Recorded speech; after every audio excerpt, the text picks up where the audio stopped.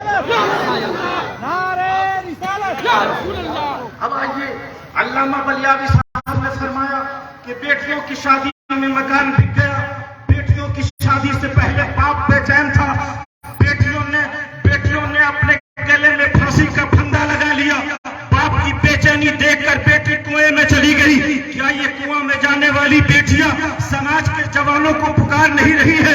اے جوانوں، اگر تم نے ہمیں آسانی کے ساتھ اپنایا ہوتا تو میں نے کنویں میں گر کر اپنی جان نہیں دی ہوتی، اگر تم نے آسانی کے ساتھ مجھ سے نکاح کیا ہوتا تو میں نے پھانسی کا پھندا چوما نہیں ہوتا، اگر تم نے آسانی کے ساتھ مجھ سے نکاح کیا ہوتا تو میرا باپ اس کی زندگی دنیا سے چلی نہیں گئی ہوتی، اگر تم نے آسانی کے ساتھ مجھ سے نکاح کیا ہوتا تو میں نے خودکشی نہیں کی ہوتی۔ اس لیے مجھے کہہ لینے دو، بیض المعودۃ سئلت صرف عرب کے مکی لوگ نہیں، آج بھی بھارت میں اگر کوئی بیٹی اپنی جان دیتی ہے اور خودکشی کرتی ہے تو سماج کا ہر نوجوان اس کا ذمہ دار ہے اور اللہ اس لیے بیض المعودۃ سئلت بأي ذنب قتلت، بیٹیوں کو بچاؤ، بیٹیوں کو بچانا ہے تو جہیز نہیں لینا ہوگا، بیٹیوں کو بچانا ہے تو جہیز کا مطالبہ نہیں کرنا ہوگا، بیٹیوں کو بچانا ہے کس بیس پر جہیز مانگتے ہو؟ کیا تمہاری شریعت کہتی ہے جہیز لو؟ کیا رسول اللہ نے اپنے نکاح میں جہیز لیا؟ کیا صدیق اکبر نے اپنے نکاح میں اور اپنی شادی میں رسول اللہ کے ان صحابہ نے مطالبہ جہیز کیا؟ اگر جہیز کا مطالبہ جائز ہوتا تو صدیق اکبر نے کیا ہوتا، فاروق اعظم نے کیا ہوتا، مولا علی نے کیا ہوتا۔ اس لیے مجھے کہنا ہے دو ہی جماعت ہے، آج بھی بھارت میں دو جماعت ہے، ایک رحمانیوں کی ہے اور ایک شیطانیوں کی ہے۔ رحمانی جماعت میں جہیز کا تصور نہیں ہے، شیطانی جماعت کا کام ہے۔ اب اگر کوئی جوان رحمانی جماعت میں رہنے والا، رحمانی لشکر کا اگر کوئی آرمی جہیز کا مطالبہ کرتا ہے تو بولتا رحمانی ہے مگر کام شیطانی کر رہا ہے۔ اس لیے اگر اس شیطانی کام سے بچنا ہے اور رحمانی جماعت میں رہنا ہے تو آج اٹھو اور یہاں سے یہ عہد کر کے جاؤ کہ جب ہمارے یہاں دیکھ رہے ہو ہندوستان کے چیدہ اکابر علماء صرف اس لیے آئے ہیں، میری نسل کے جوانوں اپنی بیٹیوں کو بچاؤ، اپنی نسلوں کو بچاؤ، اپنی شریعت کو بچاؤ، اپنے دین کو بچاؤ، ارے اپنے آپ کو جہنم سے بچاؤ۔ ارے کیوں رضا آج گلی سونی ہے، اٹھ میرے دھوم مچانے والے۔ اس لیے اگر تحریک بیداری کا حصہ بنے ہیں اور یہاں تشریف لائے ہیں تو آپ کو انسداد مطالبے جہیز کے کاغذ پہ دستخط کرنا ہوگا۔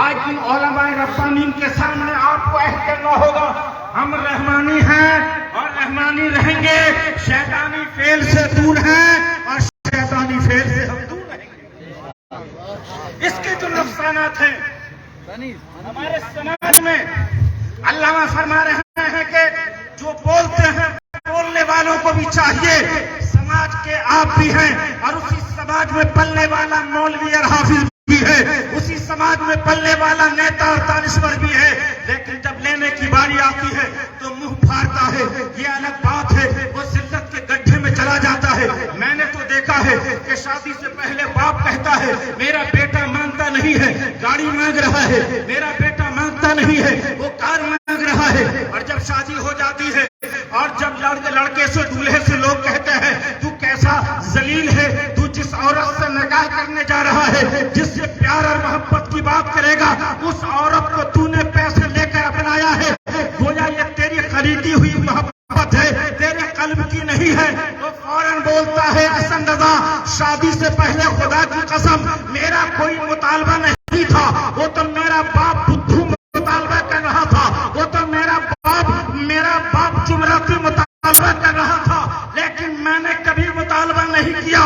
پتہ یہ چلا یہ جہیز کا مطالبہ دو نسلوں کو ذلیل کرتا ہے، اس لیے ذلیل کاموں سے روکو۔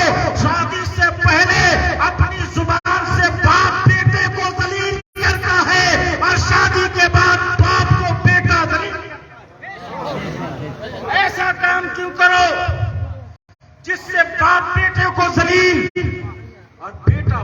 کو ذلیل کرتا ہو.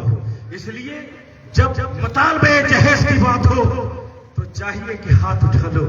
ارے کس بنیاد پر ایم اے ہو, بی اے ہو, ڈاکٹر ہو, انجینئر ہو, مولانا ہو, مفتی ہو, یہ بیٹے بکنے والے نہیں ہیں.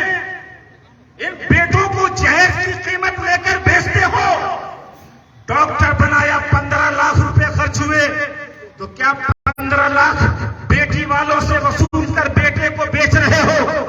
50 لاکھ روپے خرچ ہوئے تو کیا اس خرچ کو بیٹی والوں سے وصول کر اپنے بیٹے کو بیچتے ہو؟ ارے جو رسول اللہ کے دامن میں رہنے والا ہے, جو رحمانی جماعت میں رہنے والا ہے, وہ بکتا مال پر نہیں ہے. اگر اسے بکنا بھی ہوگا تو رسول اللہ کی آل پر بکتا ہوگا.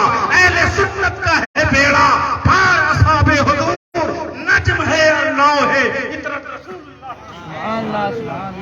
اس لیے حضرات, یہ مال لے کر شادی کرنا اسلام میں کہیں اس کی کوئی گنجائش نہیں ہے, بلکہ مال دے کر شادی کرنا اسلام کہتا ہے. یہ جہیز جو جائز اس وقت نہیں ہوتا ہے جب تک کہ کوئی بیٹی والا, بالکل میں اثر نو چونکہ مفتیان کرام خصوصیت کے ساتھ علامہ ڈاکٹر امجد رضا جہاں موجود ہیں, مطالبہ جہیز کو میں نے کہا ہے اگر بیٹی حاجت مند ہو تو باپ نکاح کے بعد اسے جہیز ہی کہہ لے. جہازہ جو جہیز ہو تجہیزہ, سامان کا فراہم کرنا, سامان کو فراہمی کرنا. گویا بیٹی اگر گھر والی ہے, گھر والی نہیں ہے, اس کے پاس مکان نہیں ہے, بیٹی کے پاس بستر نہیں ہے, تو تم سمجھ لو کہ جب فاطمہ الزہرا کا نکاح ہوا تھا تو رسول اللہ نے مشکیزہ دیا تھا پانی بھرنے کو, رسول اللہ نے گدا دیا تھا سونے کو. اگر ضرورت ہے تو بیٹی کو اس نیت سے دے دو کہ فاطمہ الزہرا کے ابا نے اسے دیا. اس کے علاوہ جو اس سے ابھر ہے اور وہ مطالبے میں شامل ہے جس کی بنیاد پہ باپ مکان بیچتا ہے, زمین بیچتا ہے, ایک باپ اپنا سب کچھ لٹا دیتا ہے. اے سماج کے لوگوں, آپ آج شادی کرتے ہو تو جہیز لے کر کرتے ہو, کل آپ خود بیٹی والے ہو جاتے ہو, کل آپ کی بیٹی خود ہو جاتی ہے اور آپ اس کا انتظام کرنے کے لیے تیار ہو جاتے ہو. اس لیے یہ سلسلہ کب تک چلے گا؟ ادارہ شریعہ اسی لیے آیا ہے, ادارہ شریعہ کا کارواں اسی لیے آیا ہے. میری زندگی کا مقصد تیرے دین کی سرفرازی, میری زندگی کا مقصد تیرے دین کی سرفرازی. میں اس لیے مسلمان, تو آج ہم چاہتے ہیں کہ رسول اللہ کا پیغام دنیا کے نام ہو. آج ہم چاہتے ہیں, ہمارا کاروان ادارہ شریعہ چاہتا ہے کہ رسول اللہ کا پیغام چمپارن کو مغرب سے مشرق تک پہنچا دیا جائے, تاکہ جس کی رگوں میں رسول اللہ کی محبتوں والا خون دوڑ رہا ہوگا وہ سب کچھ قبول کر سکتا ہے. رسول اللہ کی ناراضگی تاریخ اسلام کی گواہ ہے. آج بھی آپ حضرات چونکہ اتنے علماء ہیں, تھوڑی دیر ہو جائے گا. اللہ تعالی ہم لوگوں کو اصلاح معاشرہ کے ساتھ اصلاح زندگی